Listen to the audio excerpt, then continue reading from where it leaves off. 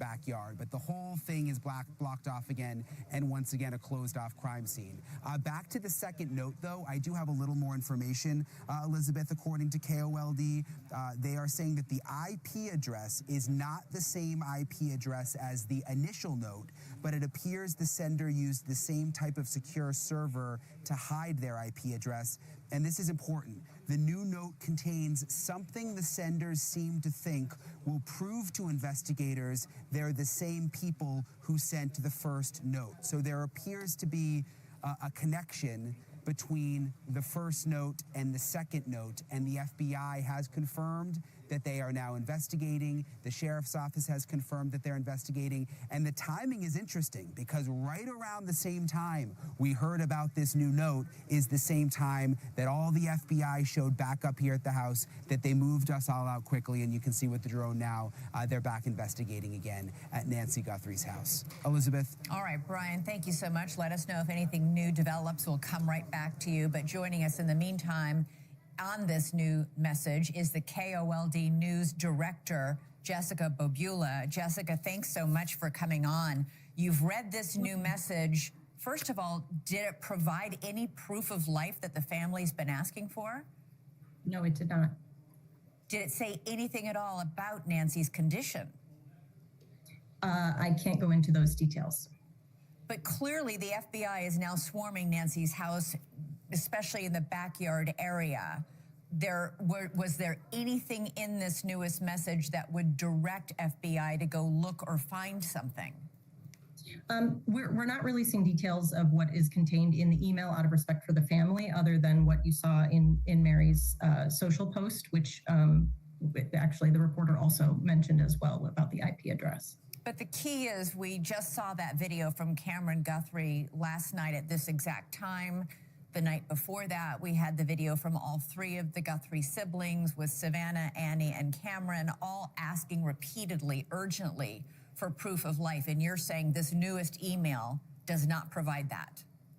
This newest email is something that I believe the FBI will need to look into without any interference. And so what we did the first time that we received the note, which is immediately send it to investigators and not report on it. And when we were able to speak with the sheriff's office and they decided to put out a statement jointly with the FBI, then we were able to confirm that, yes, we did receive a second note. When did you get that? What time was that? That was about 11:45 this morning. And apparently you've been saying, Mary Coleman, who was on the show last night, your anchor, your evening news anchor, said that it's from a different IP address than the first one, but it still appears to be from the same person? Yes. So what we have done is shared the information that we have. So the notes were both sent through our news tip system. Mm-hmm. So it does not need to come from a personal email address. You fill out a form. So through what we are able to do, in our back end with our website and our technology that we have here, we're able to make sure that the FBI has as much information as we can provide about where the email came from. But it is not from, a certain email address. You just fill it out, you put your name in there, you put what your email address is, but it's not, it's not showing that it is coming from that email address. So the IP address information that we sent to them is, like I said, that it is not the same address, but it does seem to trace back to a similar cloaking software. And it sounds the same in tone and tenor? It's hard to tell. There's sentence structure, but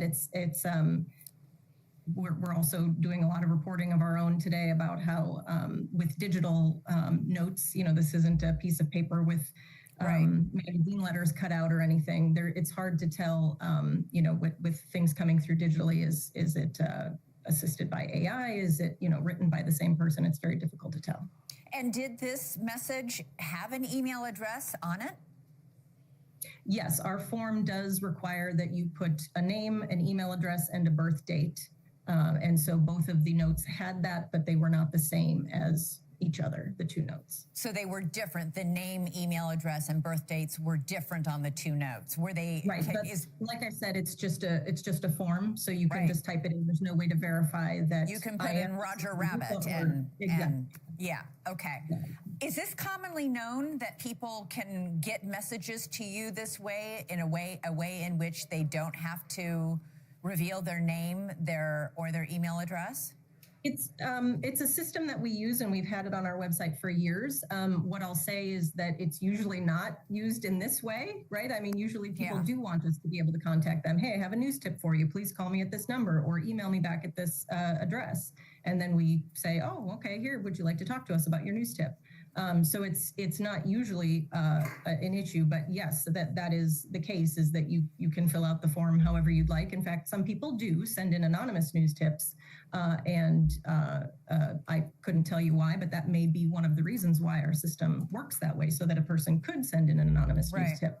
But then, like I said, it depends upon if they leave a way that we can then contact them back, and in a normal situation, they would want us to. In this situation, clearly they don't. If you have determined that the names are fake, what are the two names that were used in the two notes? We're not sharing those details out of respect for the investigation and the family. Male or female? It's not. One of them isn't even a name. Oh, interesting. They just filled in the space. It wasn't just a first and last name. They just put words in the space. Just put random words. The first note from the alleged kidnappers went to two Tucson TV stations as well as TMZ. Do you know if you're the only one to get the second note? We were the only ones to receive the first one on Monday evening. I believe TMZ and the other TV station received it the next day. As far as we know today, we are the only ones to receive this email. So perhaps, I don't know, do you know if the other Tucson television station uses a system similar to the one you use? I don't know that answer. Were there any other threats made against Nancy Guthrie or any other ultimatums issued in this note? No, we are not calling this a ransom note. I'm not sure if that's why the FBI is not calling it a ransom note, but we are calling it a message because no further demands were made. Did the message offer any way for the Guthrie family to communicate? No. Did this latest message offer any proof that they are in fact the kidnappers and not somebody like the man appearing in court today in Los Angeles, a random sicko who decides this is a great way to try and take advantage of people's grief? I don't know about proof that they actually have her. But like your reporter was saying, the new note does contain something that it appears that the senders seem to think will prove to investigators that at least they're the same people who sent the first note. Though, like I said, it doesn't necessarily indicate that it is that it is the people who have her as opposed to a hoax. And then finally, I know that I'm about to talk to somebody from TMZ who got the first note as well. That they had said that there was something in that message that made it seem to them that whoever is sending this is still in the Tucson area. Did you see something like that? I would agree with that statement. You would? Can you elaborate at all? I cannot elaborate at all. Okay.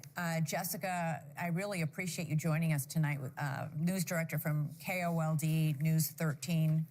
Great news station down there. I appreciate it. Thank you.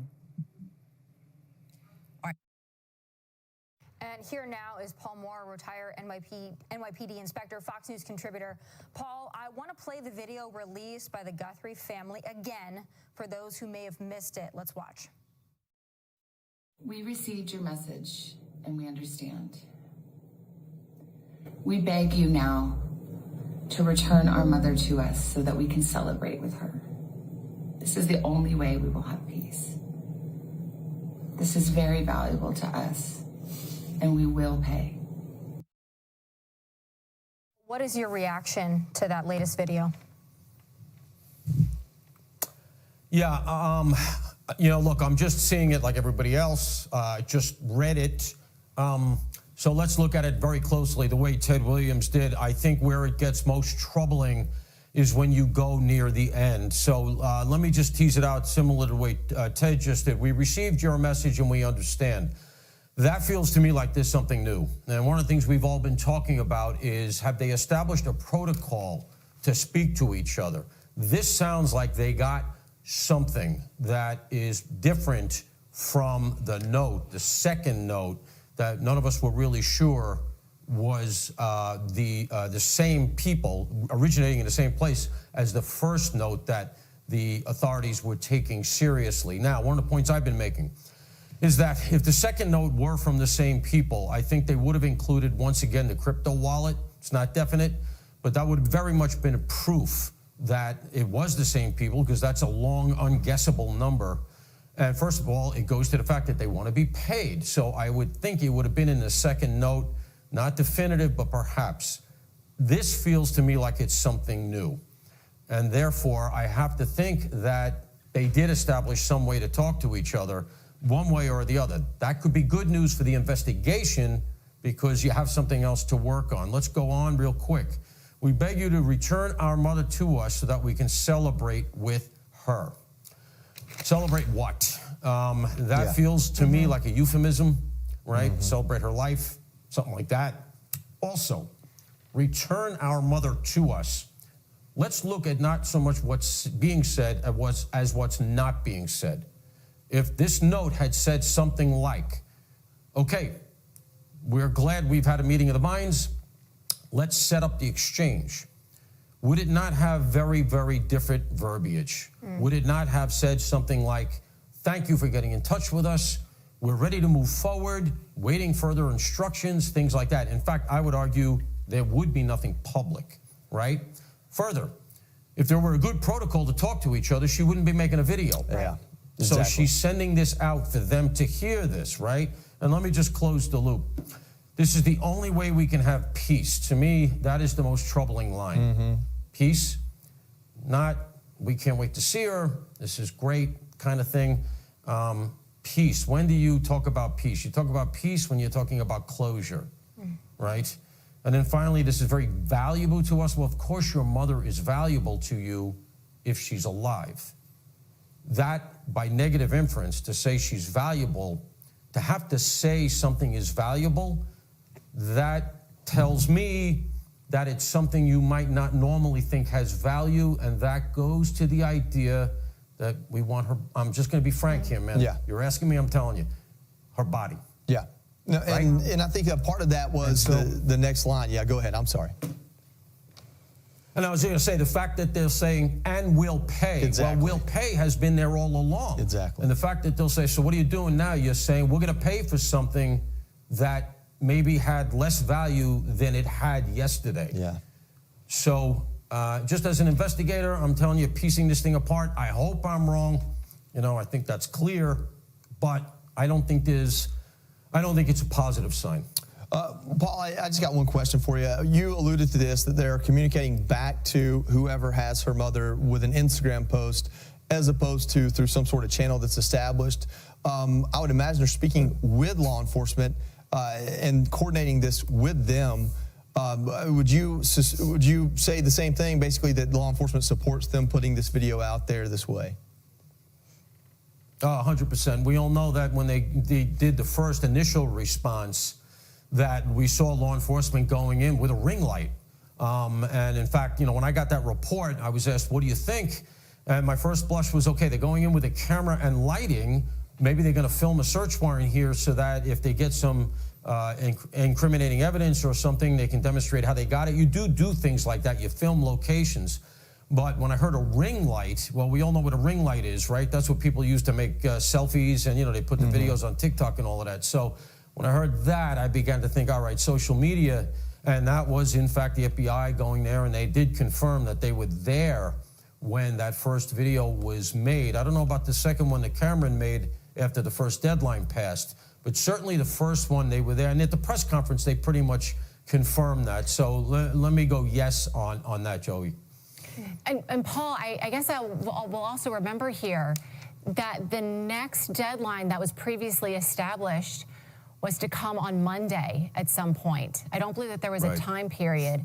But of course, today is Saturday, 1 week set that Nancy Guthrie has been missing. So 2 days out from that next deadline, does that help you understand? You walked through the possible interpretations of this last message. Does that add, any, to me, I feel like maybe that's some more optimism. It's before the last deadline that they're still communicating and offering, trying to set up some type of indication that they're willing to pay. Yeah, I mean, let's hope so, certainly. And I could be wrong. It's just so cryptically worded. And you're not going to, if it looked like, okay, we got a message, we've had a proof of life, you're not going to be cryptic. Mm-hmm. It's going to be real direct. The only thing that she really says that is really sort of straightforward is we will pay. But that's been there all along, I would argue. So, I hope I'm not taking the wrong messages away from that, because we all hope that she's alive. But this feels to me like they got some new piece of information where almost as if they said something like an accident occurred. This didn't go the way we expected. Yeah. We know she had a heart condition, right? Mm-hmm. Something like that. And like you say, we're before the deadline. So would they not be saying things like, before the deadline occurs? And I've heard disparate reporting on the deadline. My understanding is that the best sourcing from the authorities was that it was going to be 5 o'clock again on Monday, Arizona time. And that might be an inference, the Arizona time piece. But because we're before the deadline, it would have felt to me more like a negotiation than it does. Wow. All right, Paul, thank you so much. Please stick around. We always appreciate your insight. Click here to subscribe to the Fox News YouTube page. Okay, let's bring in Ted Williams, Fox News contributor, former D.C. homicide detective, and he is outside the sheriff's office there in Tucson. So, since we last talked to you 24 hours ago, what new do you see in terms of developments and where you think the investigation is right now? Well, let me say good morning to you guys, and let me say, for some reason, I have a ray of hope here that they may very well be able to bring Nancy back to the Guthrie family. And that ray of hope is not in the $6 million, because remember, the FBI has always said that this was the Guthrie siblings' call as to whether the money would be paid. I have looked at this case in the sense that the FBI and the Guthrie family have asked for a proof of life, and I think the abductors have always attempted and are controlling the narrative in this case. And as a result of that, the one last word in the cryptic message that was sent by the Guthrie siblings yesterday, the last words, "We will pay." And so what I believe is that something happened either in that second note or there was a note after the second note, and there may have been something that had given the Guthrie family some optimism that they can bring their mother home with money. And money has never been the source of an object here. They wanted just proof that Nancy is still here with us. But I think this is I'm very optimistic, should we say, that they may very well still be able to bring Nancy home to her loving siblings alive. Ted, that is very interesting, and it's not the message we've gotten from all of our experts, so I'm super hopeful listening to what you're saying, that we will pay tells you that there's a strong possibility that she is alive. We also have been examining this recording. It was only about 22 seconds long from last night that Savannah Guthrie and her siblings gave. It was, every word was selected very deliberately, in my view, including the ones that you just brought up. There is a word that has left us a little perplexed. And Savannah used the word celebrate in this message. She said, "We will celebrate," I guess, upon a return. I don't have the exact sentence there. Were you surprised by that word? Because it seemed to jump out at all three of us. Well, you know, that word, to celebrate, along with another word that was used in the message, or something to the effect, this is our mother, it was somewhat cryptic. But I think the message was meant to be cryptic. Try to understand, Savannah makes her living with words. And so I would have to believe that she was sending a message with some specificity directly to the individuals holding her mother. And I'm hoping that they get the message, but I'm very, well, I shouldn't say very, but I am somewhat optimistic that this could. Ted, can you guess what you think that means? I know it's cryptic and I know we don't know, but just based on your own experience, what do you think that means? What is that cryptic message with celebrate?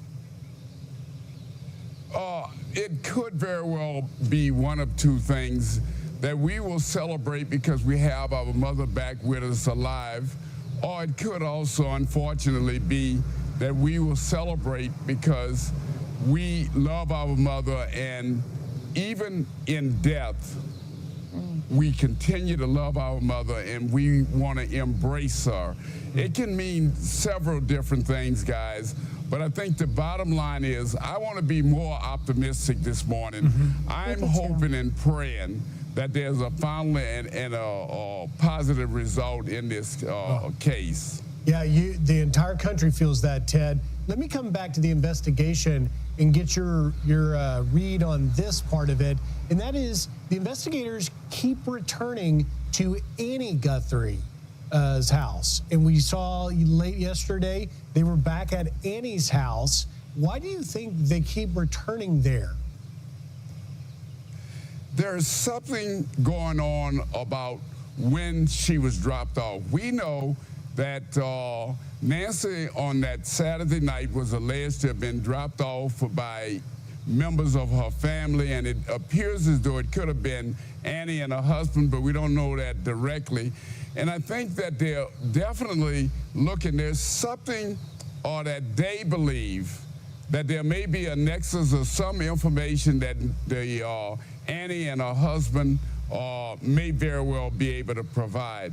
But it's all part of the investigation. Try to remember, Griff and guys, they are keeping this investigation, meaning the feds and the local law enforcement, they're keeping everything, I think, very close to their vest. So this investigation has taken on a parallel track. One track, you have Savannah and her siblings saying, hey, we will pay to get our mother back one way or another. And on the other side, you have the investigation that will continue in this case. I do find that it's sophisticated that they're asking to be paid in Bitcoins. Normally in these investigations, when there's a kidnapping, the investigators want just money, and we're talking about the Benjamins, the American money. But there's something going on here that the captors are trying to send a signal even to law enforcement. We are smarter than you. We know that you all are setting up for our capture, and we're trying to evade that. And we're trying to evade it vis-a-vis getting money, but get it vis-a-vis Bitcoins rather than American money. So, you know, Ted, you've been around cops all your life. You know how to read cops. Do you get any sense from talking to your sources on the ground there that there might be a crime scene or crime scenes elsewhere that the media is not aware of? Yeah, I am getting that kind of a feeling. I've talked to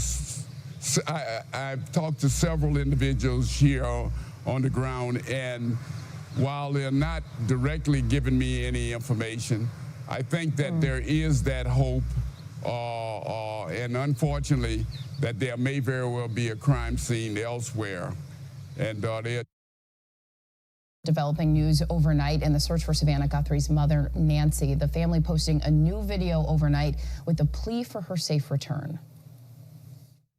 We received your message and we understand.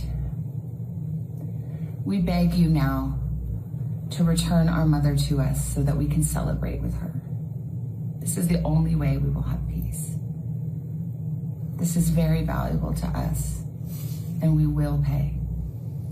It is just such a heartbreaking video, and we have new details here. They're also emerging about the investigation. Former FBI agent Brad Garrett will join us in a moment here, but first, ABC News Chief Investigative Correspondent Aaron Katersky is live in Tucson for us. Aaron, good morning.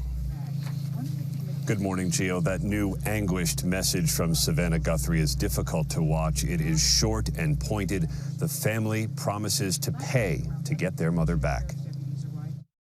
This morning, 1 week after police say Nancy Guthrie was abducted from her home in the dark of night, her children are grasping for some way to get their mother returned. Savannah and her siblings clutching hands in that Instagram post that begs, bring her home. We received your message, and we understand.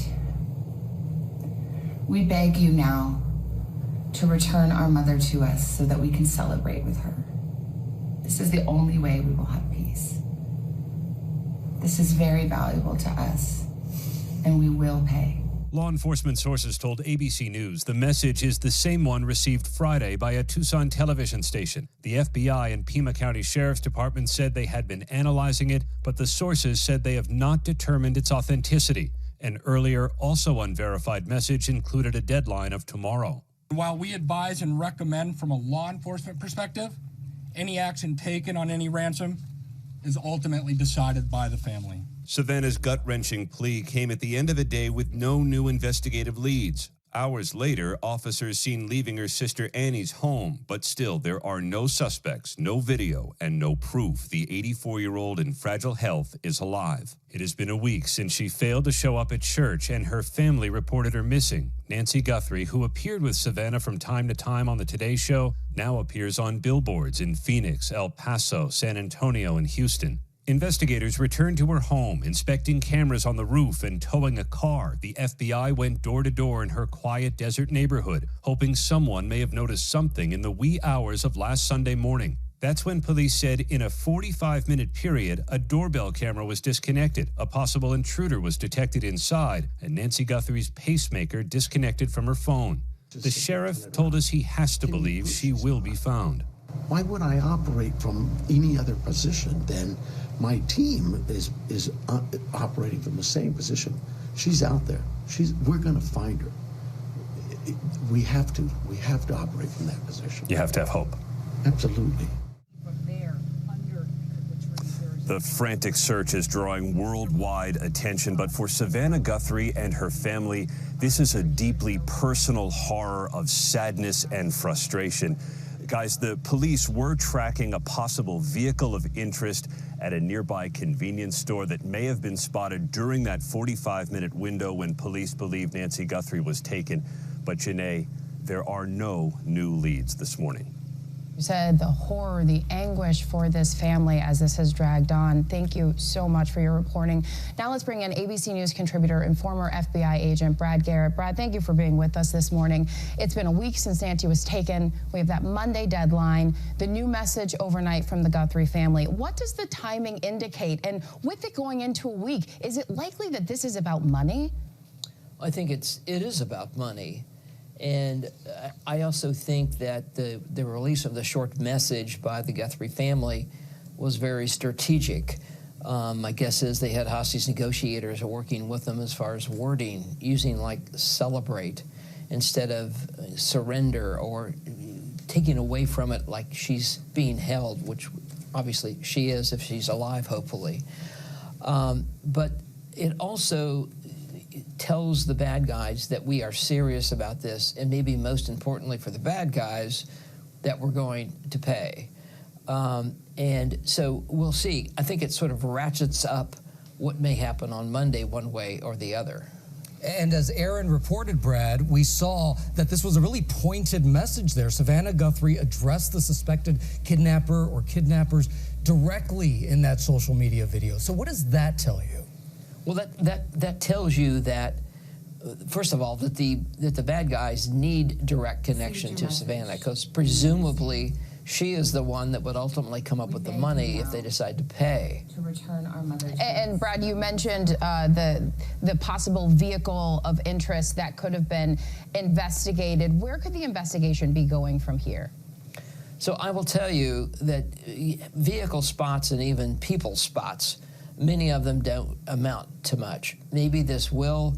I think they're really just banking on that a car showed up during the time frame that Aaron talked about, and that is it related, is it not related?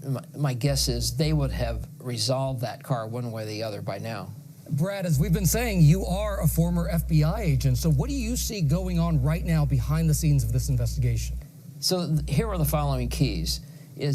Can the FBI techs break down the IP address that was used to send these emails, which is in effect their ransom notes?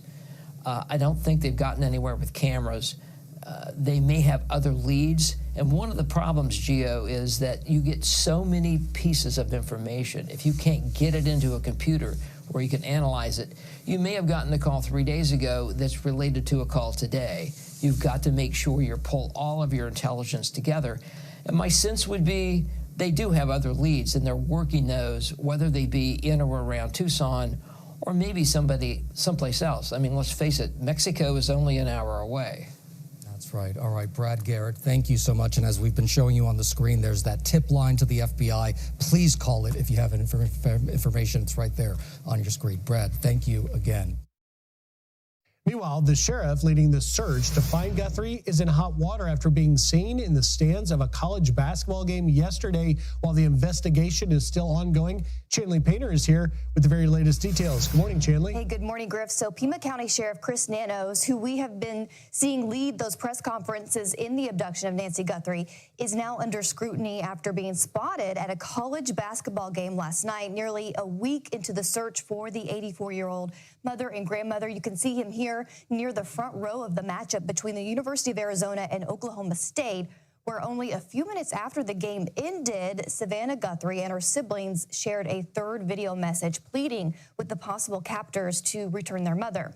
The person who took this video of the sheriff at the basketball game told Fox News Digital this, quote, "This whole thing being so fresh and nationwide, maybe worldwide, I don't think it was a good look for him to do it. He's a major part of the investigation, so it didn't look good to me. Very sad to see him at the Arizona basketball game." The sheriff has come under fire in recent days for his handling of the investigation, including releasing Guthrie's home as a crime scene too soon. And of course, this all comes as a reported second ransom deadline for tomorrow is set for 5 p.m. local time, and that's quickly approaching, Griff. Yeah, not a good look indeed. Chanley Painter, thank you very much. And officials are still racing to find Nancy Guthrie before it's too late. The 84-year-old has been missing for more than a week. Her family sending a new message to their mother's abductors saying they will pay the ransom for Nancy's safe return to watch. We received your message and we understand. We beg you now to return our mother to us so that we can celebrate with her. This is the only way we will have peace. This is very valuable to us, and we will pay. But Fox News contributor Jonathan Turley warns that any money transferred might be untraceable. What is chilling, Charlie, about this case is that new technology has removed one of the great barriers for these types of kidnappings. Bitcoins allow people to get money that is less traceable. It simply has become easier for people to create these types of transfers without traceable links. And I think that the FBI is obviously very concerned. Meanwhile, the search expanding with digital billboards showing Nancy's information appearing in neighboring states as Fox News confirms law enforcement now looking into a nearby Circle K gas station. However, officials say they have no suspects, persons of interest, or vehicles connected to the case. This comes ahead of the second reported ransom deadline, which is apparently set for tomorrow evening. For the very latest, we go on the ground to Alicia Acuna, who's live outside Nancy's home in Tucson. Good morning, Alicia. Good morning, Griff. The FBI tells the Associated Press that when Savannah Guthrie in that video says, "We received your message," she is referencing a second note that was sent to local station KOLD here on Friday. And KOLD says that note, not released to the public, did not contain proof of life. Separately, KGUN 9, another local outlet which received one of the original notes, says the ransom demand is $6 million in Bitcoin and are threatening Nancy Guthrie's life if it is not received by 5 p.m. Monday. Last night, investigators returned to Annie Guthrie's home and spent about 2.5 hours there. Our Fox News Digital reports they saw what appeared to be flashes coming from a camera inside the garage and then again in another part of the house. When they left, a deputy could be seen carrying a white container and a brown paper bag. One of the Pima County deputies was also seen wearing latex gloves as they were leaving the home. It did not appear that any family members were at the house at the time. Last night, around 7 p.m., 2 sheriff's deputies arrived here at Nancy Guthrie's home. It is unclear why, but they were seen talking to the private security guard on site. And Griff, after you asked me about investigators going through terrain again last night, we went back and checked our Fox flight team's video from last night. You are correct. These are images of someone in the back of the home searching with flashlights. And Rachel, on Saturday morning, you asked about the proximity of the neighbors' homes. We waited until it was daylight to answer that question. So what were Nancy Guthrie's neighbors able to see and hear, and how could that help investigators? With that in mind, we wanted to give you a different point of view. So you've got Nancy's house, it's in the middle, and the lots are large enough for privacy. We walked the front of the properties, and on one side, mailbox to mailbox, it's about 300 feet. On the other side, it's a little closer. But with both homes that flank her house, there are lines of vegetation, there's space and cactus. And from what we could gather, it appears the neighbors to the back may have the best vantage point to her home. And hopefully someone back there has a door cam pointed in the right direction. And again, the Pima County Sheriff says at this time they have no suspects or person of interest. Back to you guys. No, but Alicia, that video is quite instructive. It is such great reporting because you're very right. There is we have seen, it was days later that they even got to the camera that was on the roof of Nancy's house, but have they exhausted all of those potential line of sight, even despite the vegetation and rural area? Have they exhausted every neighboring camera? And we just don't know that, right? We don't know at this point, and it's very well that the FBI could have some of those images or many of those images in their possession right now. But what is even difficult to see, even with the vantage point we just got you, we talked about the homes in the back. Our crew walked around, our producer walked around to the back, and you can see from there under the trees there is a more direct line of sight. It's still hard to see from up above, but that was the impression that we got. Very curious, though, they're out there still searching again last night, 1 week ago, since she was last seen. Yeah, I have to believe that in Tucson, but maybe even across the country, a lot of elderly people buying cameras and security cameras, because this is just a reminder of how important it is to have that kind of security in case anything happens. I know you're from that area, you're from the Tucson area, you're an Arizona girl. And right now there's a lot of talk about not just this investigation, but specifically the sheriff. The fact that the sheriff went to a basketball game almost at the same time that this video was being released, this latest video was being released, which was so gut-wrenching, of basically Savannah and her siblings saying, "We're ready to pay you." It was a short video. But it's sort of jarring to see an investigation reaching this kind of a emotional moment, and the sheriff is at a basketball game. What is the talk in the town right now? I mean, this is an elected official. This is maybe the biggest case that's ever come in this area, in this community. What are you hearing? Well, Rachel, I can tell you that actually as I was arriving in Tucson last Monday night, I was already receiving messages from family members and friends regarding the sheriff, and to set my expectations on what we might see here on the ground in terms of effectiveness. We have heard from other law enforcement. I've heard from family members of law enforcement here in Tucson not hearing a great deal of confidence, and there is some concern. Sheriff Chris Nanos won his election in 2024. There was a recount. He beat the Republican here by 481 votes. So I think you are correct in your assessment there and in your observations. It was jarring and quite striking to see him at that University of Arizona basketball game last night. You know, that the drone shot you just showed really was a remarkable, you really could get a view, get a sense of what the neighborhood looks like there. Looking at that, you get a real feel that obviously there probably is no other egress or exit from the building, from her home, except through the driveway if you're trying to smuggle somebody out. If you're talking about a vehicle, Charlie, Yeah. is that what you mean? Yeah. Yeah, I didn't see any kind of access from the very back side. You'd have to go through several the people's driveway yards area to get to another road from that. Exactly, and it's not smooth. It's not a smooth walk.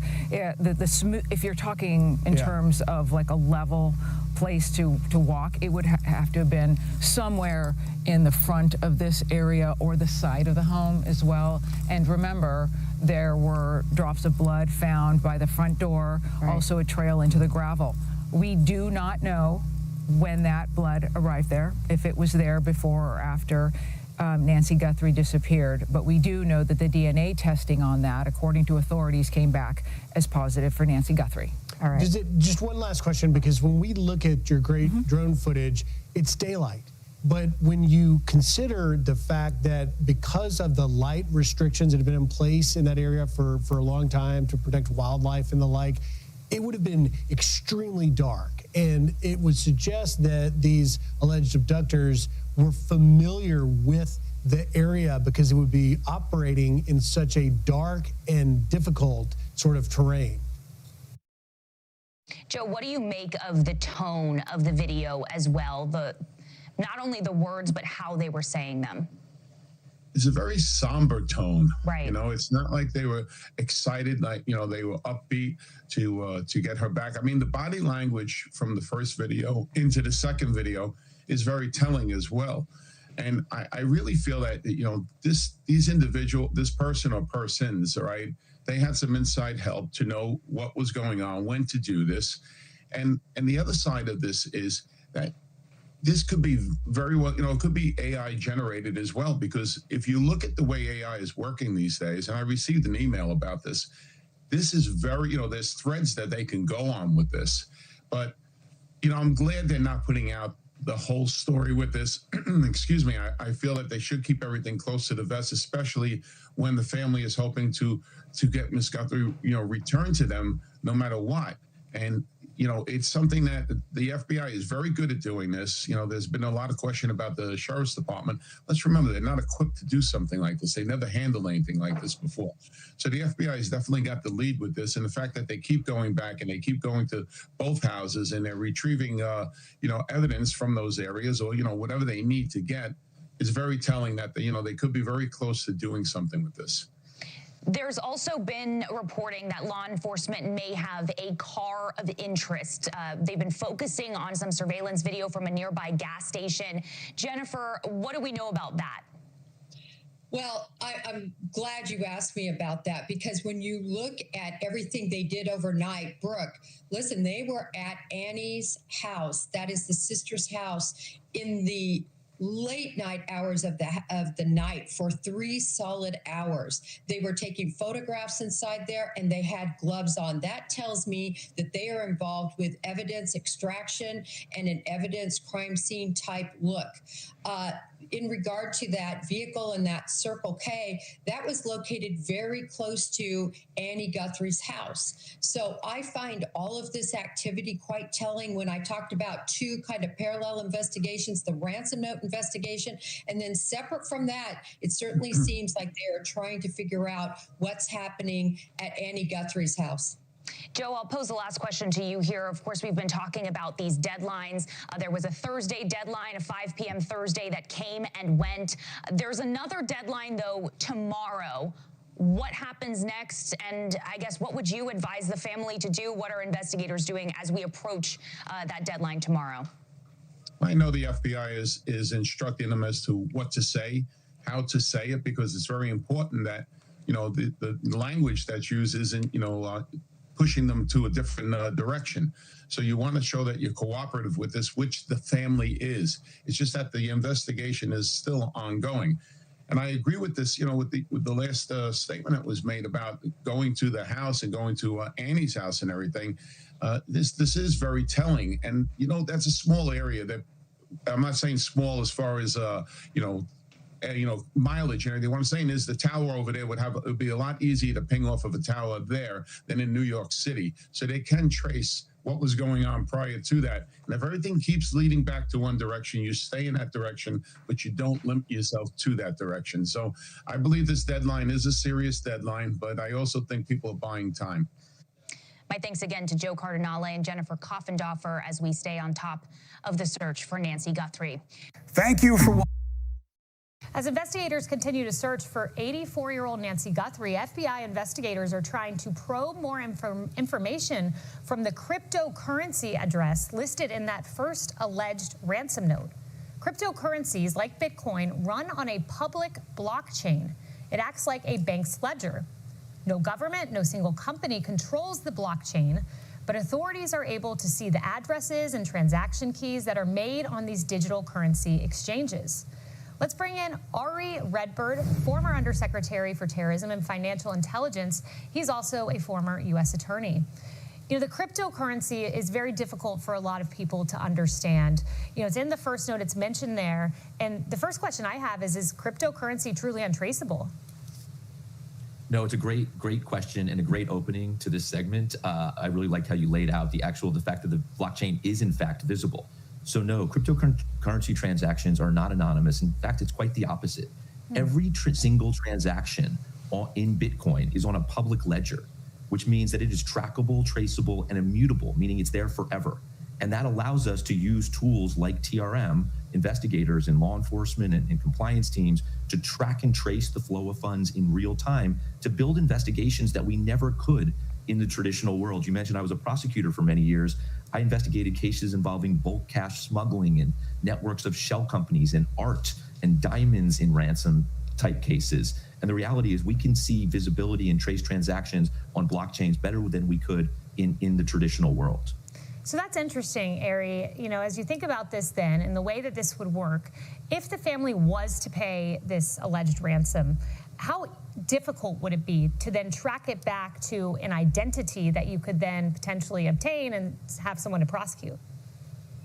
And obviously, I mentioned as a prosecutor, I would never get into any pending investigation, particularly one this serious, but sort of at a higher level, certainly authorities would be able to track and trace a payment in Bitcoin. And really what you're trying to do then is associate that address with other addresses. Are there any known criminal networks associated with this? Has this address been used in this way in the past? And you track and trace the flow of funds, and really you're hoping that those funds eventually go to a cryptocurrency exchange. And why that's so important is because that exchange likely has the underlying user information, right? We see an alphanumeric address on the blockchain, but cryptocurrency exchanges have that know your customer information. So then law enforcement follows the flow of funds using TRM ultimately to an exchange where they send a subpoena or other legal process to actually understand potentially who's behind that address. And then you do all those things that great police work entails. You find out what is their email address and maybe send an email to their subpoena provider, a subpoena to their email provider, or a subpoena to their phone provider. You start to look at cell tower records and cell tower data and try to triangulate. You do surveillance. So it's really the blockchain allows you to track and trace the flow of funds to build an investigation, but it's really just one tool in a toolbox that investigators have in a case like this. So stepping away from the cryptocurrency and moving to this alleged ransom letter that was transmitted, let's say transmitted via email. So if something was to be transmitted via an email, some viewers may say, why can't you track the email? Why can't you get the identity of the email? But you know this as an attorney. There are subpoenas involved. These can take time. And is there any way to expedite a process like this when you have someone's life potentially on the line and you're dealing with subpoenas, trying to get behind maybe an email address and find an identity? It's such a great question, and the answer is absolutely. This is what I would describe as exigent circumstances, and I promise you that law enforcement is moving as quickly as possible. And these platforms, right, email platforms, and even end-to-end encrypted messaging app platforms are used to law enforcement moving quickly and maybe even providing legal process, after the ask is made, right? You are trying to move, someone's life is in danger here, and we're trying to move as quickly as possible. Obviously, you need to do all the things the Constitution requires, and those are being done too. But you're watching a 13 News special report. The search for Nancy Guthrie. The scene that we're processing is at the residence of Mrs. Guthrie, and it's just there's some things there that are of concern to us. A community on alert for a missing woman, the mother of a celebrity. They've asked all of us to look through our yards, our neighborhoods, our brush. We believe now, after we've processed that crime scene, that we do in fact have a crime scene, that we do in fact have a crime. Evidence of an abduction with a demand for ransom. We need to know, without a doubt, that she is alive and that you have her. Local support in a national spotlight.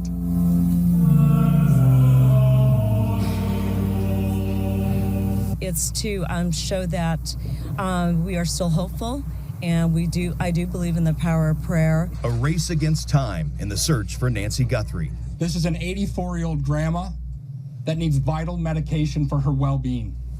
You still have the time to do the right thing. Good evening, I'm Dan Maries. And I'm Brooke Wagner. Welcome to a 13 News special report, the search for Nancy Guthrie. It has been 6 days now since someone abducted the 84-year-old mother of Today Show host Savannah Guthrie. The case has stunned the Tucson community and captured national attention. Today, 13 News received a new message regarding Nancy Guthrie. And just like the ransom note we got on Monday, we immediately sent it to law enforcement. A statement released today from the Sheriff's Department after getting our note, it says in part, quote, the FBI and Pima County Sheriff's Department are aware of a new message regarding Nancy Guthrie. Investigators are actually inspecting the information provided in the message for its authenticity.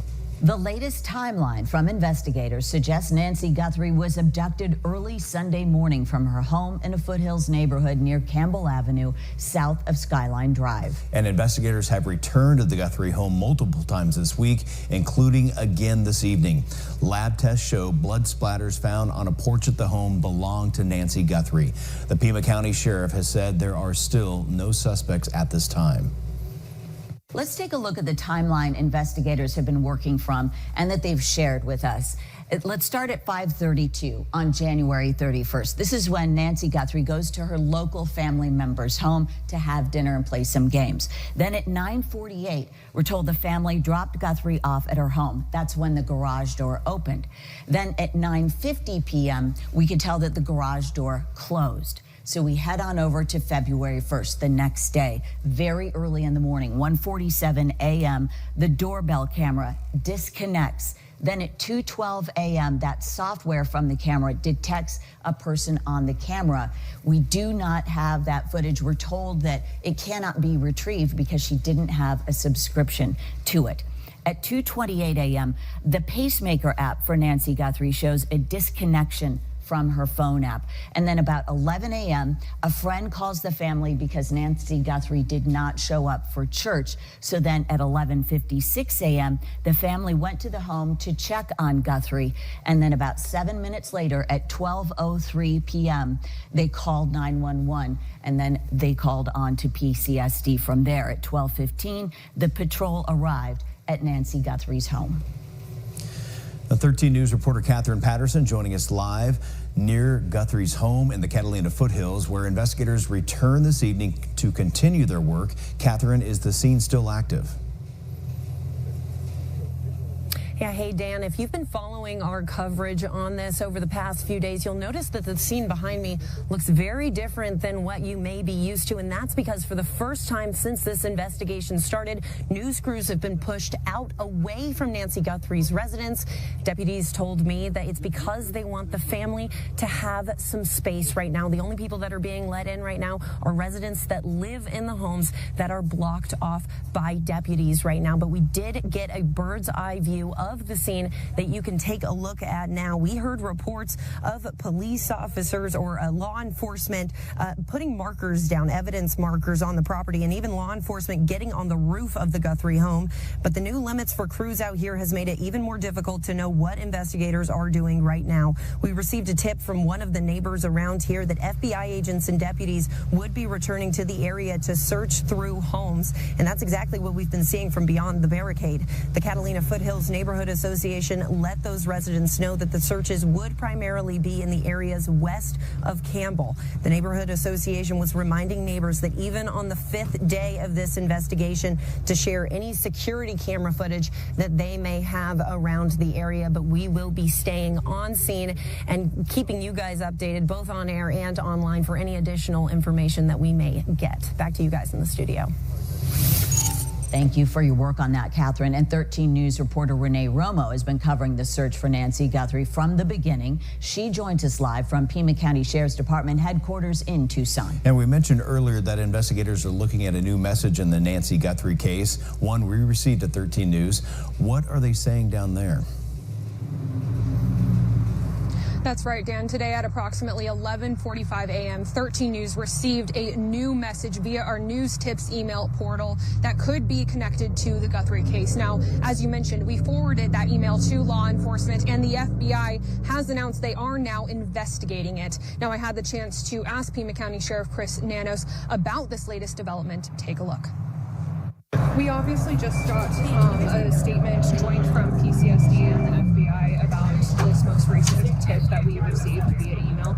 Do you have anything to say on that? No, not at all. It's again given to the FBI. They've got this, and we'll let them go. Yeah. That's it. Thank you. Now, we are not releasing specific details out of respect for the family, but we can say we sent the IP address where the note came from to law enforcement. It is not the same IP address, but it appears the sender used the same type of secure server to hide their IP address. The new note contains something the senders seem to think will prove to investigators they're the same people who sent the first note. This is now the second alleged communication related to the Guthrie case that 13 News has received via our news tips portal. Renee, just an unimaginable week for the Guthrie family. Difficult one for her community, for the Tucson community. What have you been seeing as you've been covering this story? Well, Logan, thanks so much for joining us. What is your reaction to news that the family is willing to pay a ransom to get 84-year-old Nancy Guthrie back? It doesn't surprise me at all. If I was hired on the case, I would be advising them to do that. This whole thing doesn't make any sense. Whoever's done this is doing everything that you don't do in a kidnapping. It's just, the back door was wide open. The front door is where there were blood drops on like the porch area, but they didn't go any further. There was no trail of where they went to, and they towed away the sister's car. And I heard that there's a suspect in the brother-in-law. I said from the very beginning, somebody close to the family has to be involved in this. They knew too much about the house, about everything. The wiring on the roof could have been a listening device in the house. They got her. If they came in the back, I don't know why the back door was wide open. They must have left from the front where the blood was, but the back door was wide open, and the cameras were smashed. They weren't just removed, they were smashed. So they waited 72 hours for the ransom note. That's not what you do. The ransom note usually comes really quick. And there's some reason why they're not supplying any proof of life. Like I said yesterday, maybe that's because they haven't figured it out yet. And they don't know how to respond to the family and talk to them without it being traced back to the kidnappers. There's just so much that doesn't make sense and why they're doing it. Nobody's going to get paid on a kidnapping if you don't have communication with the family of the kidnapped person. Nobody's going to pay without proof of life. And everybody knows that because of AI, proof of life can be really screwed around with. So they've got to get a direct conversation going with Nancy and ask her questions that proves that that is Nancy.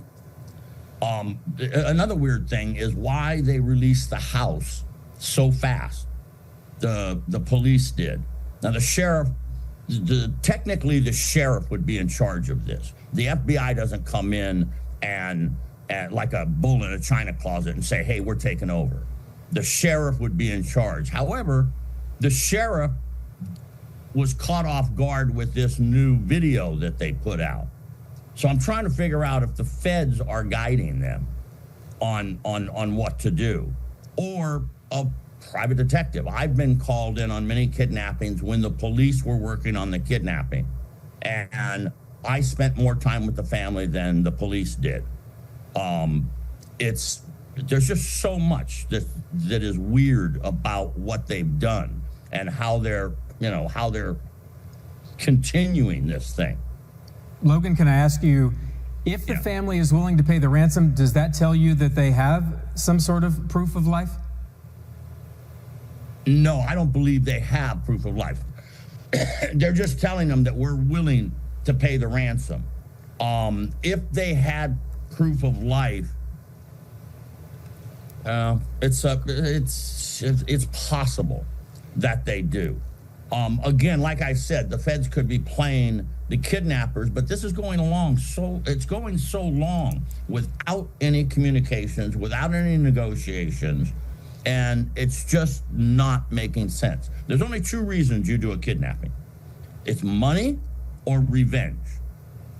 So I don't know who would have revenge on them unless it's something that's that Guthrie did. Maybe in her work or something that somebody's pissed off about. But in the news, the letters that they're sending to the news, that's not what you do. These guys are doing everything you don't do. And how did they get her, downstairs when she can't walk 50 feet or, 100 feet by herself? So you got to get her downstairs. Maybe they rang the doorbell to get her to come downstairs on her own and then went out the back door. But why would there be blood in the front? There's just so many things that don't make sense. Usually these things follow a certain pattern. All kidnappings kind of follow a certain pattern. And these guys are not doing anything that makes sense. And if it's for revenge, why would they be sending the ransom notes? And obviously they're saying something to her, and they keep saying it to Savannah and the family. They keep giving her a little more information to prove that they have her mom. So it doesn't make sense. One more thing, the car being towed. What do you think about that? What does that indicate? Well, they said that the brother-in-law, they towed the sister's car. So the brother-in-law, her husband, is supposedly a suspect. In any investigation, you start with the family, whether it's a murder, in the family. You start with the family members, the people that are closest. You start investigating with them, and then you widen the circle. Every investigation, you draw a circle, and you put all the information in there, and you start pulling out what's not factual. It's typical that somebody, I don't know why they would say that the brother-in-law is a suspect. That's a little weird. And it's weird that they released the house so early and they keep going back to it. Mm-hmm. They've gone back 4 times, 5 times. They went back and got something off the roof. And the only thing that could be not the only thing, but the most likely thing is that some sort of a listening device so that they would know what was going on inside the house. They had to have the house figured out. And the back door, like I say, was wide open. There didn't seem to be any damage. There was forced entry, they said, to the house. Now, the forced entry could be a red herring. If the back door was wide open, it's just so much of this does not make sense in the normal run of a kidnapping. Logan, your 40 years of experience, how does this end? With her medical problems, it's really dangerous. And the longer that it goes, and she didn't have her medication and the pacemaker stopped. How are they keeping her alive? Now, that could be, unfortunately, that could be a reason why there is no proof of life. They're trying to get the money if something happened to Nancy. And they're still trying to get the money. The easiest thing would be show proof of life, make arrangements for the money, but they should have a plan already. Like I said yesterday, they should have a plan of how they're going to deliver the money. I mean, kidnappings, if you're going to be successful, have to be planned out really, really well. And it doesn't sound like, it sounds like the beginning of this was planned out, and the back end of it, they have no idea. It took 72 hours for the ransom to come around, which is weird. I can't see them taking her a long ways away. They would have had time. They would have had time to get the hell out of there and get far away. But then you got to bring her back or leave her someplace for them to go get. It's going to be harder to prove that she's alive before you pay the ransom. There's an exchange, and you've got to keep them at the same time, where the money is taken at one location and the person is released at another location.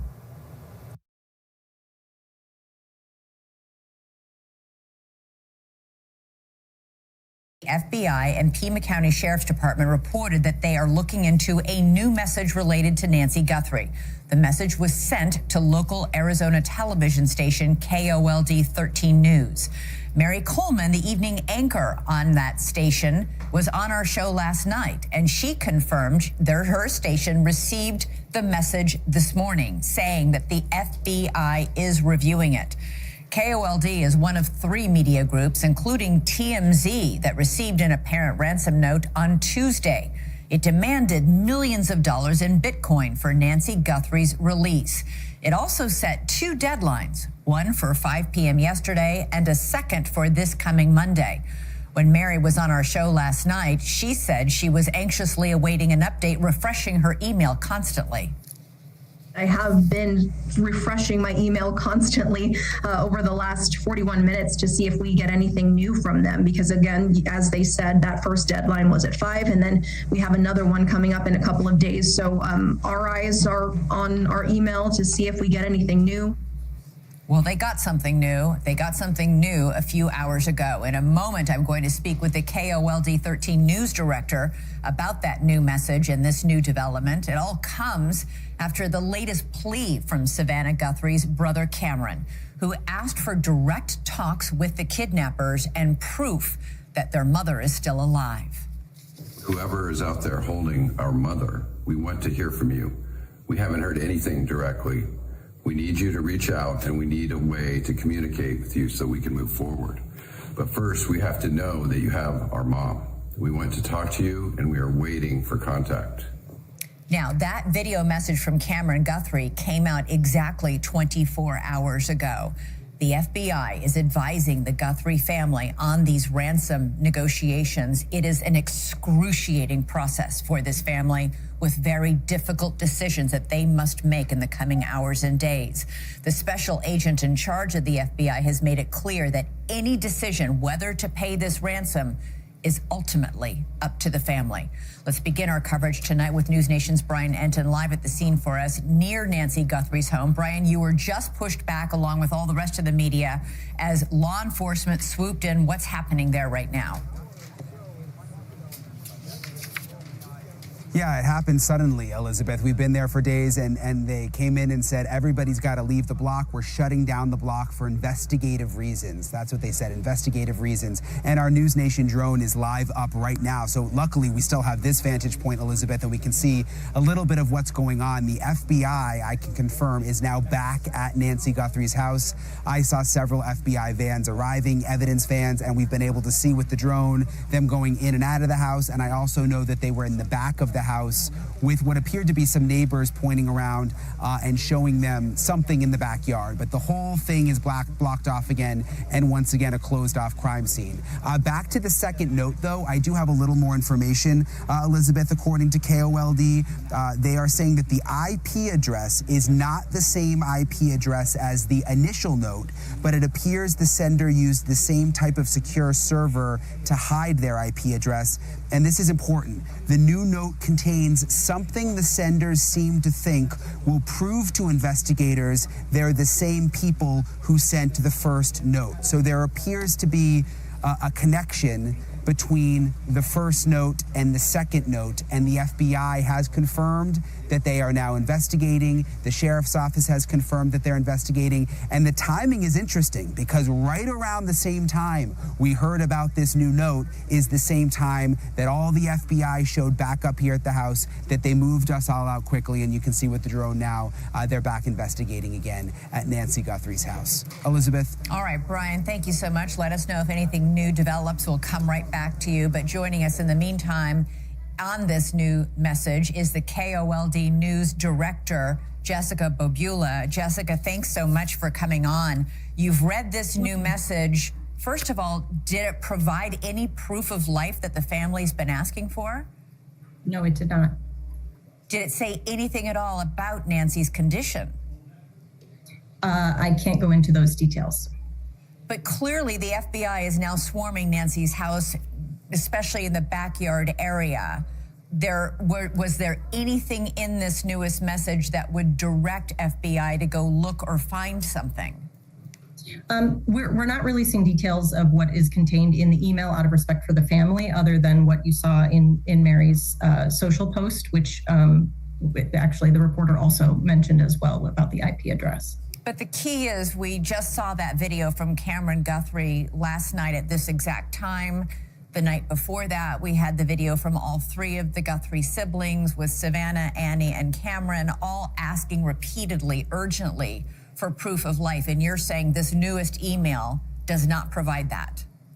This newest email is something that I believe the FBI will need to look into without any interference. And so what we did the first time that we received the note, which is immediately send it to investigators and not report on it.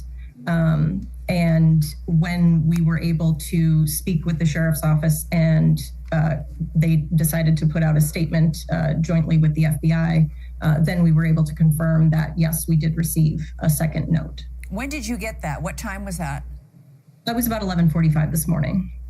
And apparently you've been saying, Mary Coleman, who was on the show last night, your anchor, your evening news anchor, said that it's from a different IP address than the first one, but it still appears to be from the same person? Yes. So what we have done is shared the information that we have. So the notes were both sent through our news tip system. Mm-hmm. So it does not need to come from a personal email address. You fill out a form. So through what we are able to do, in our back end with our website and our technology that we have here, we're able to make sure that the FBI has as much information as we can provide about where the email came from. But it is not from, a certain email address. You just fill it out, you put your name in there, you put what your email address is, but it's not, it's not showing that it is coming from that email address. So the IP address information that we sent to them is, like I said, that it is not the same address, but it does seem to trace back to a similar cloaking software. And it sounds the same in tone and tenor? It's hard to tell. There's sentence structure, but it's we're also doing a lot of reporting of our own today about how with digital notes, this isn't a piece of paper with magazine letters cut out or anything. It's hard to tell, with things coming through digitally, is it assisted by AI? Is it, written by the same person? It's very difficult to tell. And did this message have an email address on it? Yes, our form does require that you put a name, an email address, and a birth date. And so both of the notes had that, but they were not the same as each other, the two notes. So they were different. The name, email address, and birth dates were different on the two notes. Were they? Right. Like I said, it's just a form, so you can just type it in. There's no way to verify that. You can put in Roger Rabbit and yeah. Okay. Yeah. Is this commonly known that people can get messages to you this way, in a way in which they don't have to reveal their name, their email address? It's a system that we use, and we've had it on our website for years. What I'll say is that it's usually not used in this way.